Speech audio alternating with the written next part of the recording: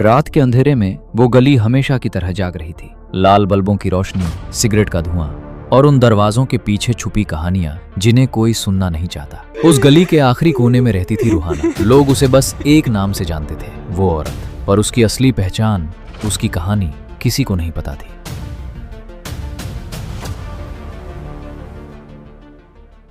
एक मासूम बचपन जो छीन लिया गया। रूहाना भी कभी एक साधारण लड़की थी, छोटे से गांव में, मिट्टी के घर में, माँ के हाथ की रोटी और पिता की हंसी के साथ। उसे पढ़ना बहुत पसंद था। वो कहती थी, मैं बड़ी होकर टीचर बनूंगी। लेकिन एक दिन सब खत्म हो गया। उसके अपने ही रिश्तेदार ने उसे शहर ले जाने का झांसा दिया। तुझे पढ़ाएंगे, अच्छा जीवन देंगे। पर शहर पहुंचते ही उसे बेच दिया गया।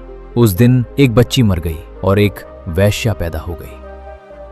हर रात एक नई मौत। रूहाना हर रात सजती थी, लेकिन ये सजना नहीं, एक मजबूरी थी। हर दरवाजे पर दस्तक के साथ उसका एक हिस्सा मर जाता था। लोग आते, पैसे फेंकते और चले जाते। किसी ने कभी ये नहीं पूछा, तुम ठीक हो?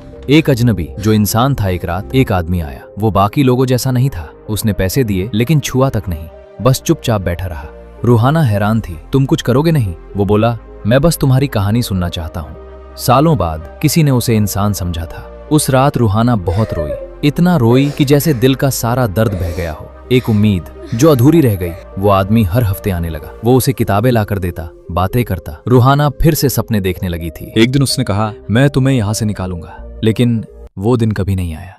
एक रात खबर मिली, वो आदमी एक एक्सीडेंट में मर गया। आखिरी सच जो किसी ने नहीं सुना। उस दिन के बाद रूहाना फिर कभी नहीं हंसी। उसने अपने कमरे में एक छोटा सा कागज चिपकाया जिस पर लिखा था, मैं बुरी नहीं थी, बस मेरी कहानी बुरी थी। कुछ महीनों बाद उस कमरे का दरवाजा हमेशा के लिए बंद हो गया। लोगों ने कहा, एक और वैश्या मर गई। पर सच्चाई ये थी, एक अधूरी कहानी खत्म हो गई।